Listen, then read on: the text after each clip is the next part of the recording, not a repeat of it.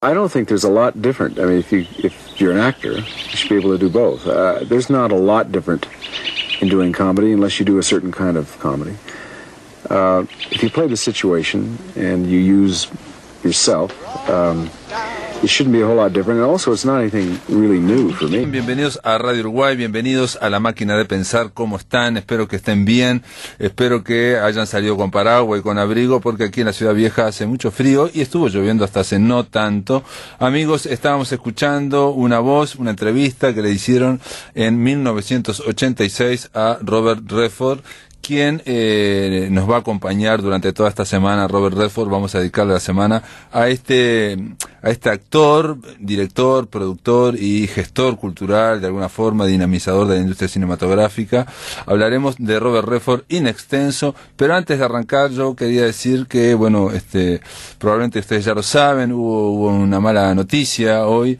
Se nos dijo, bueno, nos enteramos de que se nos fue uno de los más importantes escritores uruguayos. Amir Ahmed se murió hoy y bueno, hoy estaba el sepelio y realmente con él estuvimos conversando, no sé si lo recordarán, sobre su última novela, Febrero 30.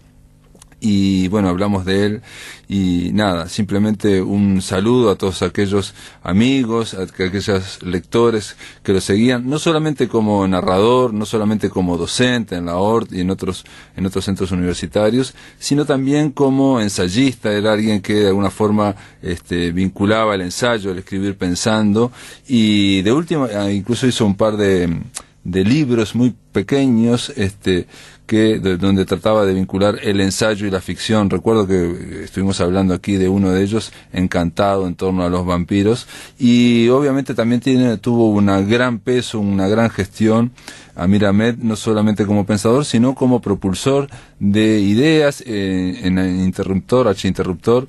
Es un sitio web que ustedes pueden visitar y realmente donde hay muchos artículos de mucha gente importante, mucha gente que piensa aquí en Uruguay, y también tenían una línea editorial, una revista que sacaba con otros colegas de Amir Ahmed, como, bueno, Carlos Regerman, bueno, ahora quizá me equivoque, o Sandino Núñez, o Soledad Platero, en fin, Gustavo Espinosa, Aldo Mazzucchelli, una serie de compañeros que les mando obviamente un abrazo apretado, y lo mismo que a su familia. Amir Ahmed se fue, pero está en sus libros, y vamos a volver seguramente en este año, antes de que culmine el año, vamos a recordar algo de él, vamos a conversar con amigos de él, y también hablaremos, no sé si pasaremos o no la entrevista que le hiciéramos sobre Febrero 30, que está editado por editorial Estuario.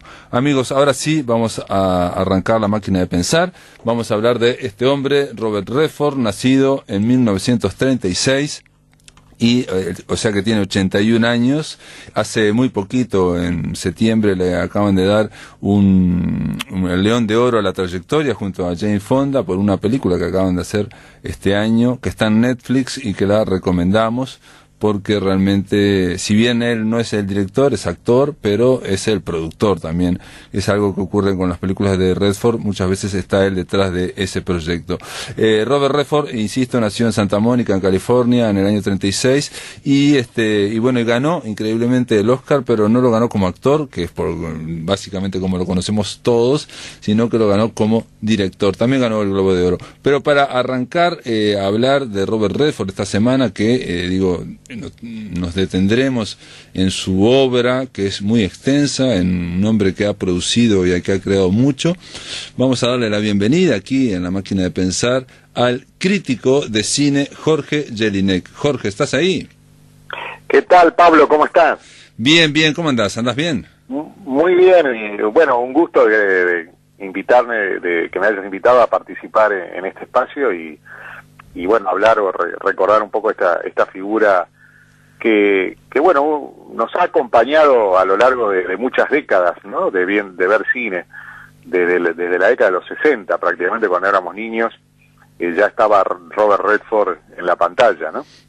La última película que yo mencionaba y que está en Netflix se llama Nosotros en la Noche, es con Jane Fonda, y realmente la recomiendo, más allá de que la venden o digamos la exhiben como un romance otoñal, y entre Jane Fonda con 79 y él con 81, yo lo que rescato es cómo está hecha, la realización realmente, más allá del argumento, se nota una mano de un narrador clásico, por más que él no la dirigió, pero él está detrás de ese proyecto, es el productor, que a mí me recordaba, cuando quería hablar de esta última película, Nosotros en la Noche, para que se hagan una idea, la forma de narrar que tiene Clint Eastwood, ¿no? Esa forma clásica, donde nada sobra, claro, y donde todo todo parece estar en un cierto equilibrio, y donde hay una cierta elegancia, que uno no sabe en qué consiste esa elegancia, pero la hay. Simplemente recomendarla a Nosotros en la Noche. Pero es cierto lo que decía Jorge, y yo te pregunto antes de arrancar, porque yo dije, vamos a llamar a Jorge Jelinek, que este hombre conoce a todo el mundo. ¿A Robert Redford lo conociste?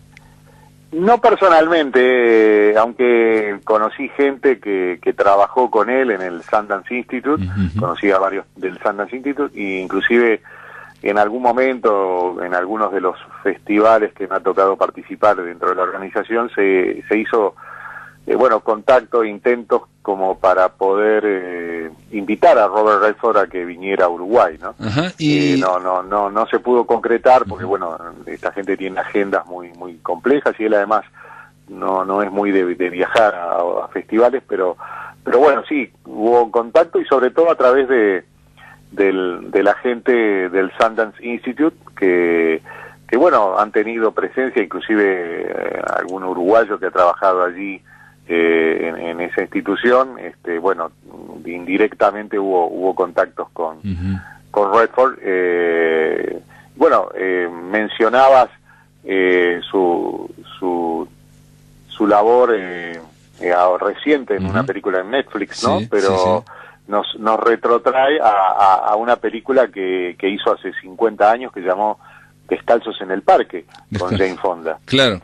Sobre una obra de Neil Simon, ¿no? Que fue una película que tuvo bastante repercusión en su momento, y ese reencuentro, digamos, con quien fuera su pareja luego de tantos años. Sí, hicieron 4 películas, esta sería la cuarta, y quisieron unirse, y de alguna forma el Festival de Venecia, la Muestra de Venecia, quisieron por esta película homenajear a los dos, y los dos viajaron allá para que le dieran el León de Oro, que para ellos es Europa, ¿no? Digo, ellos creen que Italia, todo está todo junto, es Europa. Pero claro. Pero dos íconos también de todo ese cine, de ese cine que integró todo un movimiento del nuevo cine norteamericano en los años 60, ¿no? Exacto, él integró ese movimiento, pero con una forma de actuar o de moverse que estaba en un pretil entre por lo menos lo autoral y lo comercial, de una cosa muy fina, porque en general lo que pasó en los 60, ahora vamos a Redford, es que hubo como una gran, por el cambio de los 60, por el cambio de los gustos del público, en fin, pues las productoras, las majors, se abrieron a autores, ¿no? Y después se cerraron cuando Michael Cimino perdió y gastó no sé cuántas plata en Las Puertas del Cielo, pero durante unos 10 años hubo muchas... A Michael Cimino sí lo conocí. A Michael Cimino lo conociste. Festival. Bueno, hubo como esos 10 años con Francis Ford Coppola, con Martin Scorsese, con una serie de autores que ahora, el del Exorcista, que se me escapó ahora, el director del Exorcista, William Friedkin, una serie de autores que hicieron abrir el abanico y trataron de probar. En el caso de Robert Redford estuvo ahí siempre, pero digamos con el éxito. Yo ahora simplemente para lo que decías, él ha acompañado, digamos, al público cinéfilo desde los años 60. Lo que me llamó la atención, te digo, Jorge, es que yo pensé que tenía una gran trayectoria atrás, pero él ya arrancó, digamos, la tercera película, esa es La Jauría Humana, que también está en Netflix, claro, que la recomiendo, y que es una gran película también, o sea, ya arrancó con grandes películas. Sí, si bien él había hecho toda una trayectoria previa, inclusive en teatro y también en televisión, apareció en muchas series allí de esa década de fines de los 50, comienzos de los 60, ya cuando saltó al cine lo hizo con una presencia importante, y también pudiendo superar un cierto estigma que siguió algunos actores que aparecían como galanes, ¿no? Porque su presencia en el cine era, sobre todo en esos años juveniles, aunque lo siguió en toda su carrera, esa estampa de galán, ¿no? Claro. Pero él pudo superar eso, pudo ser considerado para papeles serios, para personajes, digamos, importantes en la pantalla, y no solamente un carilindo en la pantalla. Sí, nosotros, perdón, nosotros por eso bautizamos esta semana Robert Redford, la pinta es lo de menos, ¿no? Porque claro, realmente él estaba muy vinculado como a la pinta, a ser una gran estrella de cine, como si fuera una especie de Brad Pitt. Bueno, Brad Pitt de última es como su heredero a nivel de imagen. Hay algo de eso, sí, hay algo de eso, y él también un poco creo que tomó y digamos, continuó un poco lo que era la imagen de otro galán, pero también con un trabajo serio, inclusive como director, que fue Paul Newman, ¿no? Claro, bueno, eso es lo que me llamó la atención también, porque La Jauría Humana, digamos, que está en Netflix, que la recomendamos, es dirigida por Arthur Penn, él hace un papel chico, pero trabaja Marlon Brando, trabaja Natalie, un montón de gente, pero a mí lo que me llamó la atención es que esa es la cuarta película, la cuarta, digamos, ya es una película grande. La sexta es Descalzos en el Parque con Jane Fonda, que tuvo un éxito muy importante como comedia, y la séptima, o sea, 7 películas, ya hizo Dos hombres y un destino con Paul Newman. Claro, que ese es un primer encuentro con Paul Newman que luego, bueno, los marcó en grandes éxitos, como El Golpe, claro. y bueno, y por supuesto el Butch Cassidy, donde él adoptó allí, bueno, el personaje ese del Sundance Kid, que lo catapultó a la fama y que derivó luego en la creación de ese instituto, del centro y del festival de Sundance, ¿no? Bueno, Dos hombres y un destino es el título español de Butch Cassidy y Sundance Kid, ¿no? Exacto, por eso. Es cierto. Sí. Ese encuentro, digamos, con Newman fue consolidar su carrera, pero además también Newman era un hombre, digamos, que estaba trabajando ya detrás de la pantalla y con inquietudes creativas, y creo que él un poco tomó ese modelo, de alguna forma, pudiendo, bueno, insertarse en el mundo, y a partir de la creación del Instituto Sundance ser uno de los, diría, casi propulsores de todo el movimiento, de cine independiente, claro, en los Estados Unidos a partir de los años 90, sobre todo, ¿no? Sí, eso es raro, digamos.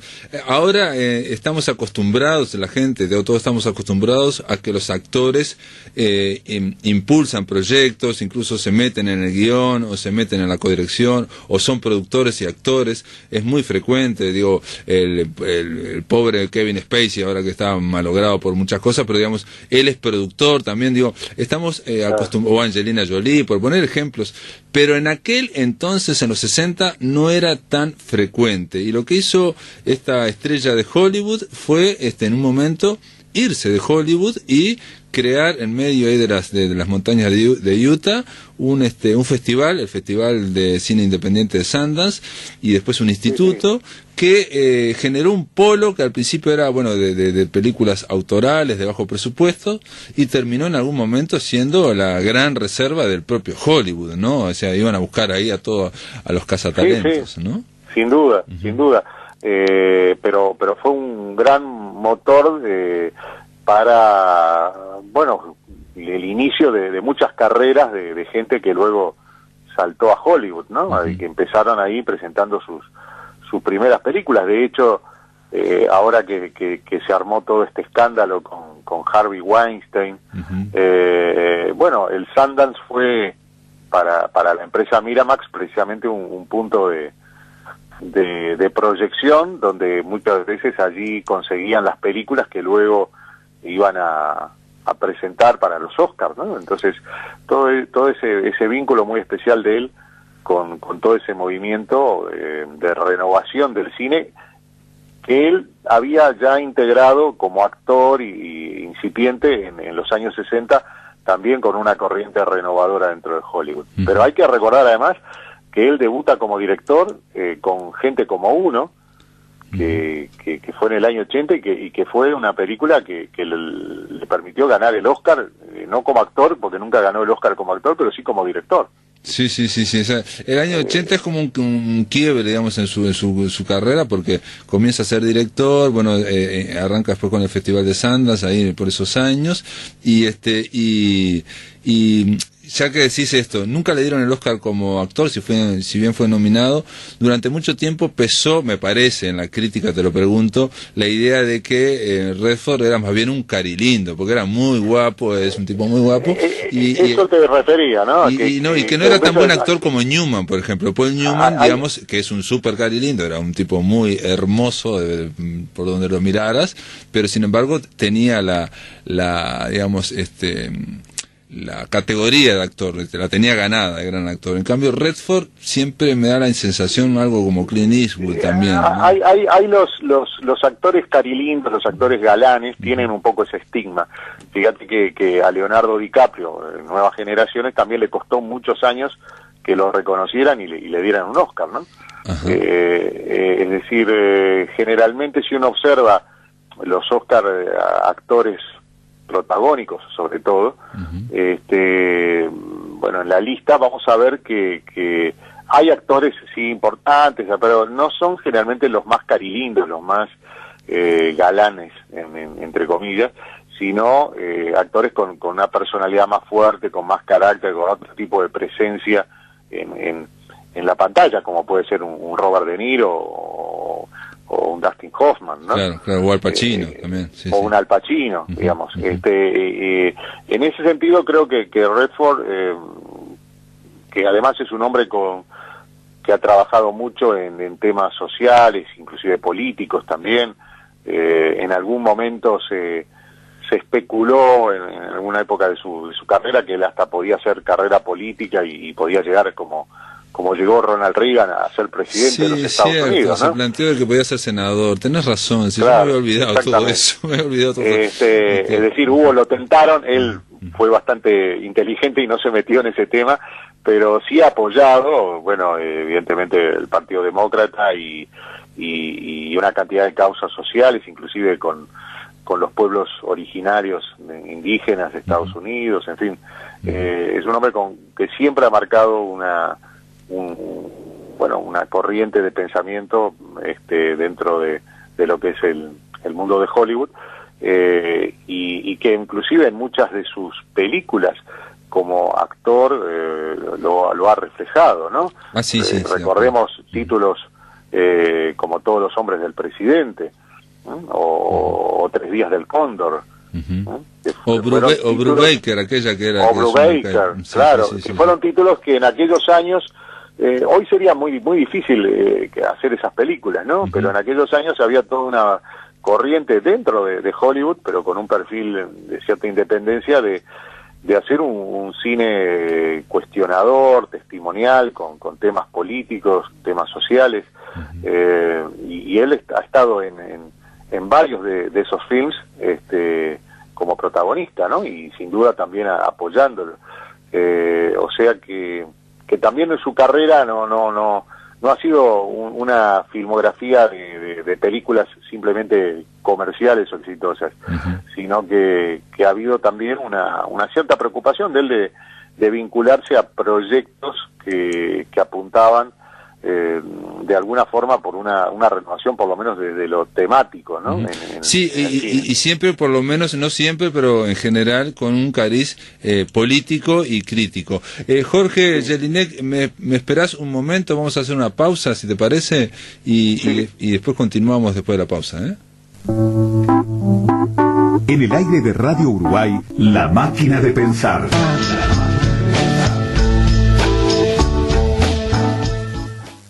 Continuamos, amigos, en La Máquina de Pensar. Estamos conversando vía telefónica con Jorge Jelinek, el crítico de cine. Jorge, un poco para ir, la carrera de él es muy extensa como actor y, bueno, como director no tanto, tiene creo que 7, ¿no? Hay un título que no sé si tú lo recuerdas, que bueno, a mí me impactó cuando lo vi muy jovencito y luego lo he vuelto a ver y lo he confirmado como uno de los títulos, por lo menos que a mí más me gustaron de su trayectoria, y que quizás no es tan conocido, que es La Ley del Talión, un western que se llama en original Jeremiah Johnson, que dirigió Sidney Pollack, que es un director con el cual trabajó él en muchas ocasiones, uno de los, digamos, de los directores talentosos dentro de la industria de Hollywood, que ha hecho de todo. Es muy talentoso Sidney Pollack, y actor también de exactamente. Bueno, este fue un western filmado allí en la zona de Utah, donde él tiene su casa también, y que realmente vale la pena si la gente lo puede recuperar a través de internet, de algún lugar, lo pueden ver, porque es un título realmente muy bien hecho, un western, pero de los clásicos realmente. Bueno, vos sabés que creo que no la vi, Las aventuras de Jeremiah Johnson, estoy leyendo aquí. Se llama la Ley del Talión, en su momento aquí, cuando se estrenó. Y que está basado, digamos, dicen, después de la guerra contra México, este soldado se va a cazar animales como osos y castores para vender sus pieles. Pero no tiene nada que ver con la que hizo Leonardo DiCaprio, ¿no? Nada que ver, ¿no? Con la de...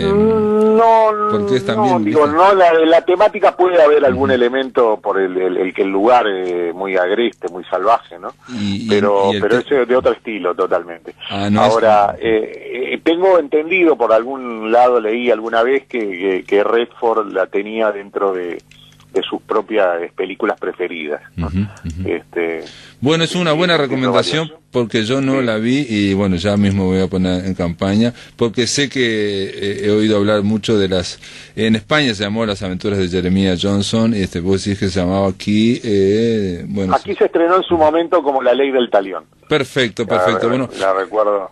Entonces esta es la recomendación de Jorge Jelinek para arrancar con Robert Redford. A mí me gustó. El guion es de John Milius, un hombre que hizo muchas películas de acción después como director. Y bueno, te agradezco que nos ayudes de alguna forma a presentar a este hombre que, como dijiste, vos ya tiraste muchas líneas, hay mucha tela para cortar. Muy bien, amigos, ahora en el tercer bloque de La Máquina de Pensar le vamos a dar la bienvenida a el otro crítico de cine, en este caso Guillermo Zapiola, que nos va a ayudar también para arrancar esta semana dedicada a Robert Redford, este actor, director, en fin, ¿qué podemos decir de Redford? ¿Cómo andás, Guillermo? ¿Andás bien? Muy bien, gracias, un placer como siempre. ¿No sé que cuando recibí el mensaje de ustedes ya invitándome a hablar de Robert Redford, me acordé que creo, si no me equivoco, la última vez que salí en el programa de ustedes fue para hablar de Clint Eastwood. Exacto. Entonces, digo, clic, ¿no hay una especie de trayectoria paralela entre los dos? Sin duda. Por de alguna manera, así, como si uno fuera el espejo del otro. Sin duda. El conservador con una visión más oscura. Digo, antes de eso, dos tipos que empiezan, o que llegan a la popularidad o al estrellato como actores. Luego pasan a la dirección. Perdón, y como actores carilindos sin mucha categoría de actor para la crítica, ¿no? En general. Es cierto, digo, el caso de eso es tipo de un solo gesto. Redford que se tenga dos, pero bueno, eso no. Pero digo, es cierto. No, claro, ahí habría que hacer otro matiz. Eso no tanto el carilindo, sino el duro. Claro. Y Redford casi como el único galán de su generación. Porque Redford pertenece a una generación de actores que son más bien tipos con personalidad, como De Niro, como Al Pacino, como Dustin Hoffman, es decir, el carilindo y galán del grupo era él. Es decir, a diferencia de la generación anterior donde, digamos, los galanes abundaban, ¿no? Claro.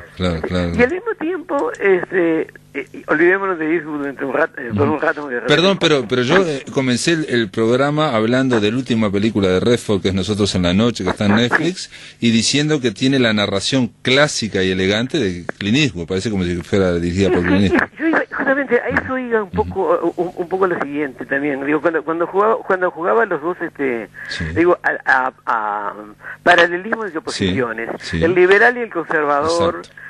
El luminoso y el oscuro, Eastwood tiene un perfil mucho curiosamente, el oscuro y conservador que sin embargo es capaz de describir a veces a la sociedad norteamericana con acentos mucho más críticos que el propio Redford. Pero Redford, por ejemplo, es alguien que lo identificamos con películas en general, más allá de las comerciales, con temática política, política progresista. Con un liberal, y a Clint Eastwood demócrata, liberal, centro-izquierda. Él hizo El Candidato, por ejemplo, una película que no está muy conocida. Como productor, El Candidato, todos los hombres del presidente, la denuncia de la sociedad de consumo en Quiz Show. En Quiz Show, y como actor y productor en El Jinete Eléctrico, de una manera la visión crítica de toda esa parafernalia publicitaria. Una vez, perdón, leí una entrevista que le hacían a él, porque él estuvo atrás, impulsó Todos los hombres del presidente, aunque no la dirigió a J. Pacula. Y sin embargo él decía que fue castigado por haber hecho esa película, porque era muy pronto para hablar de Watergate, y entonces decía que en El Jinete Eléctrico, precisamente esta que mencionás, no le dieron bolilla, no sé qué, la tiraron al costado. Él decía que era por cuestiones políticas. Yo no sé, digo, acá hay probablemente un problema de fechas. Eso de que Todos los hombres del presidente era demasiado pronto. Yo no me acuerdo, Todos los hombres debe ser del 76. 76. Claro, que siempre digo, el año en que Jimmy Carter ganó las elecciones por error. Claro. Es decir, porque si no hubiera sido por todo el lío de Watergate, ese año ganaron los republicanos. Claro, sí, sin duda. O sea, que de alguna manera había un giro conservador dentro de la sociedad norteamericana y sin embargo Jimmy Carter gana las elecciones. Y recordemos que Todos los hombres del presidente desde el 76 es del mismo año o por ahí que Rocky y que Taxi Driver. Y el Oscar se lo gana Rocky a Taxi Driver. Sí, y Toro Salvaje está por ahí también, digamos. Toro Salvaje del 80. Del 80. Toro Salvaje un poco más acá. No, pero ahí va, justamente, digo, creo que Redford fue como la buena conciencia liberal de los Estados Unidos. O de Hollywood, por lo menos, ¿no? De Hollywood, sí, de Hollywood, digo. Incluso con películas que no dirigió, pero en las que se actúa Bruce Baker, con su denuncia de la corrupción carcelaria. Incluso antes, dirigida por Pollack, Los Tres Días del Cóndor, que buenaza, esa película me encantó. De manejo sucio dentro de la CIA. Me encantó esa película. Había ya como actor y como productor, y más adelante como director, está esa actitud liberal de típico votante demócrata, y si uno piensa justamente en El Candidato, uno diría casi un ícono kennediano, ¿no? Claro.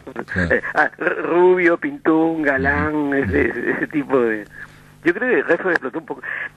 Retrocedamos un poco incluso. No sé si alguien que ha mencionado La Jauría Humana de Arthur Penn. La Jauría Humana lo mencionamos porque a mí me sorprendió de que fuera la cuarta película de él, lo estoy leyendo aquí, una película grande. Había hecho la película de los hermanos Sanders, que mató por placer, donde el protagonista nominal de John Saxon, pero en realidad el protagonista verdadero es él. No, pero vos veía esto, que La Jauría Humana, que era una visión muy crítica de una comunidad, de una pequeña comunidad texana, libretada por la stalinista Lillian Hellman, dirigida por Arthur Penn, que después va a ser Bonnie and Clyde y Pequeño Gran Hombre, y donde Redford era el fugitivo el escapado de la cárcel, que generaba la cacería, todo el pueblo salía a cazarlo, porque su libertad sacaba a relucir los trapitos sucios de una cantidad de gente. Sí. Terminaba siendo asesinado a la salida de una comisaría, como había sido asesinado Lee Harvey Joseph Walendale. Exacto, sí. Ya ahí había una primera provocación, si se quiere, anterior a todas las otras. No, pero me gustaría enganchar con algo que dijiste tú con respecto al carácter de narración clásica de su última película, que no la he visto, no puedo hablar de ella. Te la recomiendo muchísimo, pero no, más allá del argumento es cómo está hecha. Pero, no, me interesa verla, pero digo, señala que el hecho de estar semijubilado me autoriza a demorarme un poco en ver las películas sin incurrir en pecado mortal. No, pero me refiero a esto, no me llama la atención en un sentido. Cuando yo me decía, justamente la comparación con Eastwood, oposición en cuanto, repito, el conservador y el liberal, el más oscuro y el más luminoso y todo eso. Pero si hay algo que los identifica, es un gusto por el cine clásico a ambos como directores. Claro. Es decir, es curioso, incluso en el caso de Redford, que fue una especie de Jekyll Hyde, digo, como presidente del Instituto Sundance, como creador del Festival Sundance, ha sido, digo, más allá de la polémica que hay en torno al propio Sundance, ¿no? Donde hay gente que le reprocha hacer una especie de prolongación pseudo independiente de la industria, y que en realidad lo que hace Sundance es darle la oportunidad a una serie de jóvenes para que después la industria se los traiga. como si fuera digamos una cancha para que a ver cómo corren los pingos en esta cancha. Diviértanse un rato y después los contratamos para hacer las cosas de seria. Digo, eso fue más allá de lo que pensó Redford, más ¿no? allá de la intención del propio Redford. Claro. Digo, me parece que reprocharle a Redford, está bien, pero es un reproche que se le ha hecho, ¿no? Digo, pero yo me refiero a esto, que de alguna manera Redford, creo que con sinceridad, ha creado el instituto, el festival y todo eso, justamente como la posibilidad de proporcionarle a jóvenes, a independientes, a tipos que de otra manera no tendrían su posibilidad, una serie de posibilidades. Pero, por otro lado, cuando él mismo hace un cine muy clásico, en cuando dirige, me refiero. Sí, de acuerdo. Muy clásico. Y a veces hasta casi abiertamente comercial, por ejemplo, como la propuesta indocente aquella, ¿no? Aquella película pero no como director. No, es cierto. Como actor ha podido bajar, pero creo que casi todo actor de Hollywood una que otra vez ha bajado a esos niveles. Incluso directores. Yo recuerdo algo que decía Martin Scorsese. Quien quiere trabajar, sobrevivir en Hollywood, tiene que aceptar que hace una para sí y una para ellos. Sí. Un poco jugando con eso. Yo no sé si Scorsese ha cumplido creo que no. Más bien, las películas que ha dirigido son más para él que para ellos, pero digamos que es cierto que unas son más concesivas que otras.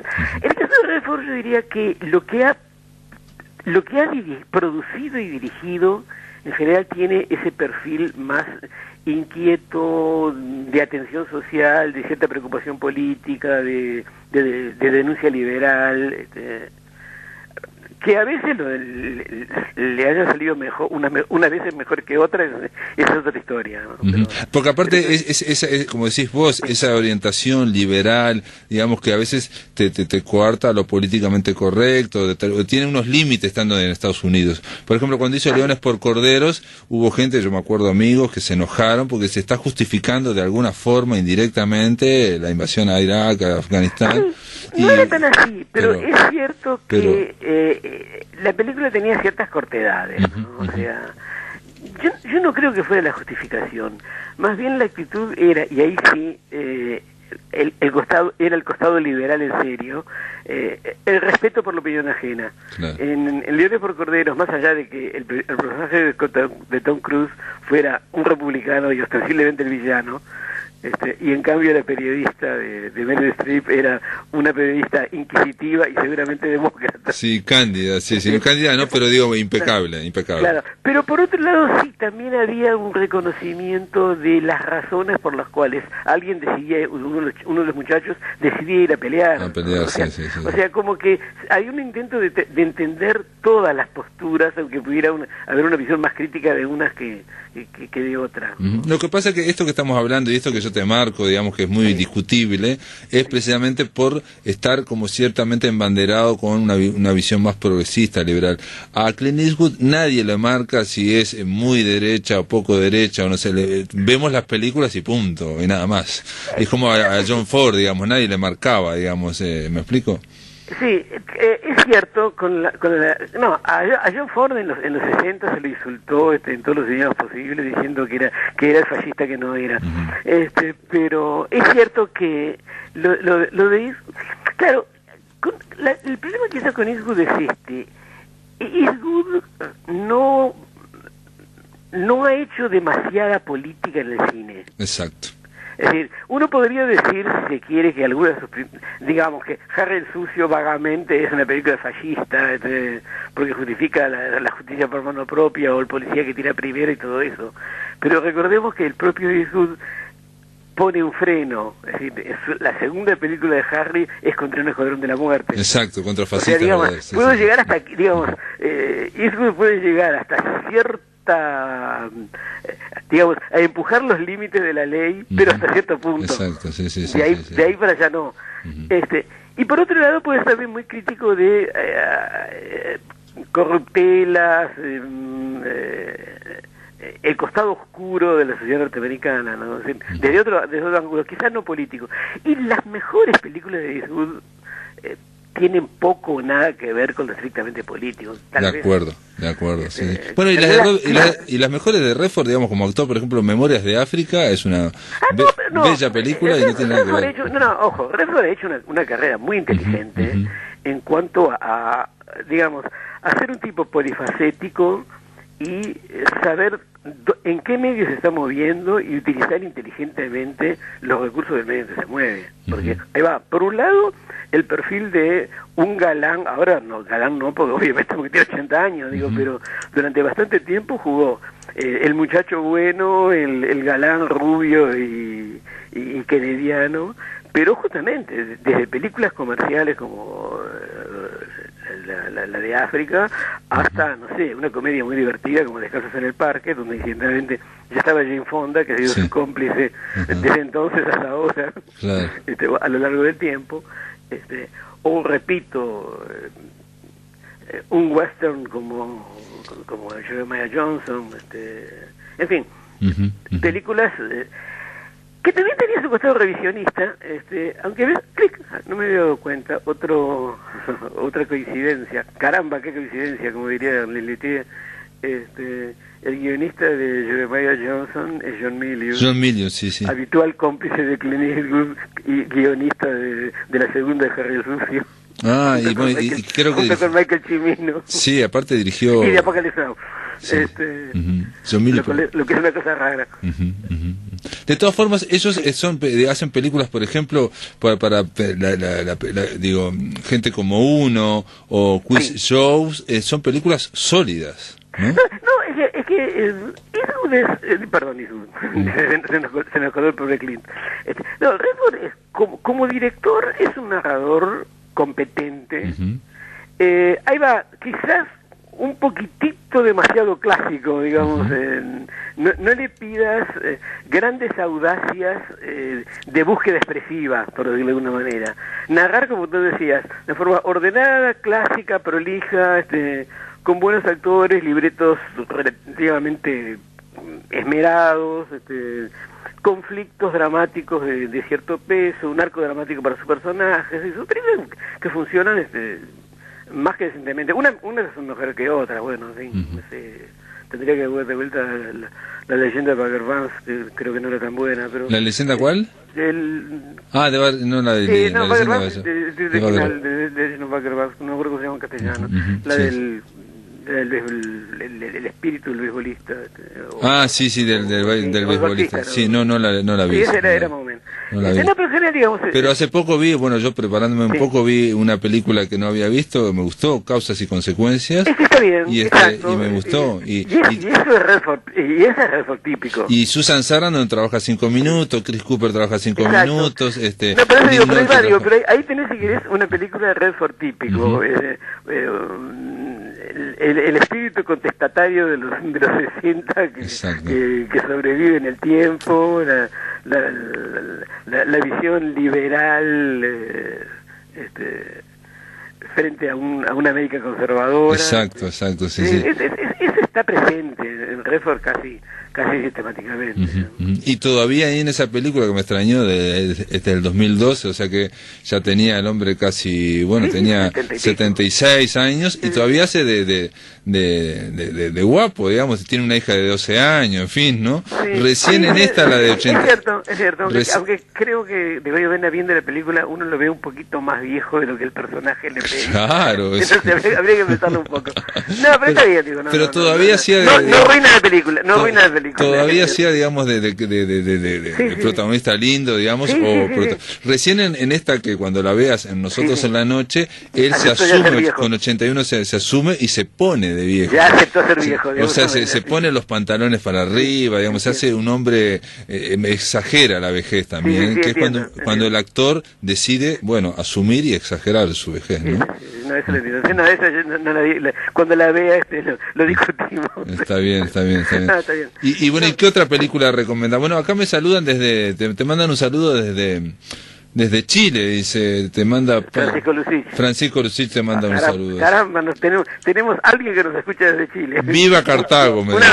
abrazo. Un abrazo grande. Bueno, para ir terminando, ¿qué películas recomendarías, digamos, de este hombre, digamos, como director y como actor? Si yo te digo una como actor y una como director. ¿Hola? Uno no está mal. ¿Cuál, perdón? Gente como uno no está mal, no, realmente. sí. Creo que Gente como uno tuvo una contra, pero no es culpa de Redford. La verdad no del Oscar. Quiero decir, eso lo colocó en que, caramba, si esta es la mejor película del año, hubo mucha gente que dijo no era para tanto. Claro, y era la primera de él, o sea, sí, Claro, y es su su primera película. Pero es una buena película, No sé si es una gran película, pero es una buena película. Sí. A mí me gusta El Señor de los Caballos, El Señor de los Caballos. que tiene una cosa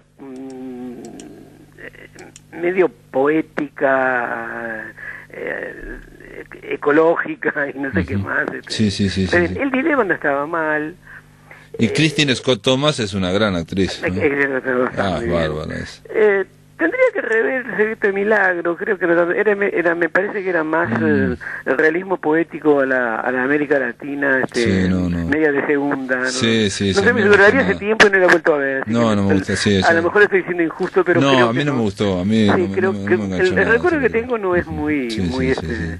Sí, vi hace poco relativamente Quiz Show, El Dilema. Quiz Show estaba bien. Funciona sorprendentemente bien. Funciona. Ahora, ahí estamos, digo, de alguna manera estamos hablando de un director que el problema es que Hollywood está tan mal. ¿Qué tipos que en 1950 serían respetables narradores medianos, hoy parecen narradores excepcionales? Sí, de acuerdo. Digo, el cine de Hollywood está hoy, promedio, está tan mal contado que un tipo que sepa contar correctamente una historia, Eastwood suele ser eso, a veces es más, pero muchas veces Eastwood no es más que un competente narrador.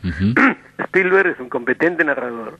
Y sin embargo se destacan porque hay tipos de San Bernardo Thomas. En 1950 los hubieran echado de un estudio de TV.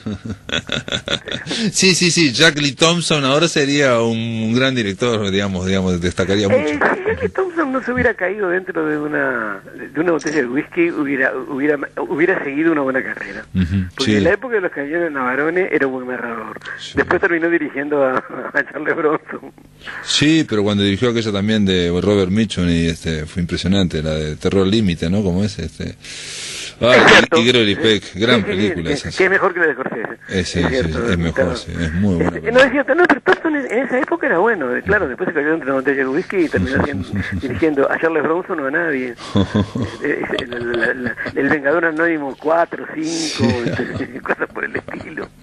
Bueno, muy bien, Robert Redford, en realidad hay muchas películas para ver. Yo la de Jeremiah Johnson no la vi, o sea, la tengo que ver esta semana. Era un western revisionista, es decir, tenía ese costado ecológico también, las relaciones complejas con los indios, no era una de buenos contra malos, no estaba mal, no estaba mal. Bueno, por Pollack también, que es uno de sus cómplices habituales. Esa es otra cosa, Sidney Pollack, que no lo tenemos, y yo reviso las películas de Sidney Pollack y funcionan todas muy bien, Sí, pero yo no sé, ahí va, pero Pollack es también, de sus buenos profesionales, quizás su pico más alto haya sido Baile de Ilusiones. Estaba realmente muy bien. No estaba Jane Fonda, no estaba Redford, pero sí estaba Jane Fonda. Estaba Jane Fonda, sí. Que era una visión crítica de los años de la Gran Depresión que estaba realmente muy bien. Después Pollack se convirtió en un director interesante con algunos picos, desde Jeremiah Johnson a Tres Días del Cóndor. Tutsi era divertida. Memoria de África, si se quiere, es clásica y convencional, pero está bien. Está bien, sí, está bien. Y esa película algunas está bien. cosas un poco menores, también, yo qué sé, ¿cómo se llama? Castle Keep, la de Burt Lancaster, y el grupo de soldados en un castillo, en la Segunda Guerra Mundial, que esa no- era más retórica. Esa no la vi, esa, pero me parece que tiene pinta de mala. No tiene pinta de buena, sí. Pero no es cierto, pero Pollack todavía formaba parte de esa tanda de los narradores interesantes que empezaron en los años 60 y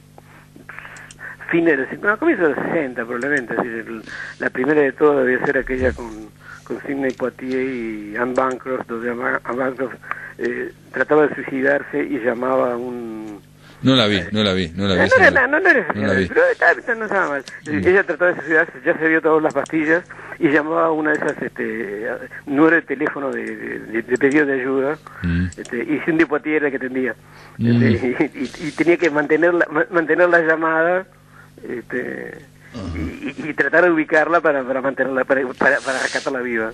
Bueno, no, pero estoy viendo el cine de Pollack, no, mirá que tiene, digo, productor del talentoso Mr. Ripley, el americano inquieto, Cold Mountain, no, la verdad que tiene de intérprete, de actor. Y ha sido cómplice de Redford en varias películas. Te tengo que dejar Michael Clayton también, no, la verdad que sí. Gracias por estar, Guillermo, gracias. Un placer, por como estar. siempre. Un abrazo. Y saludos a Pancho Lucich si nos sigue escuchando. Saludos a Pancho Adrucich, que está allá en abrazo. Chile. Amigos, se terminó La Máquina de Pensar. Rápidamente, mañana vamos a recibir a Maximiliano de León y vamos a hablar de Robert Redford con Wilmar Umpierres. Esto es todo, amigos, que lo pasen muy, pero muy bien.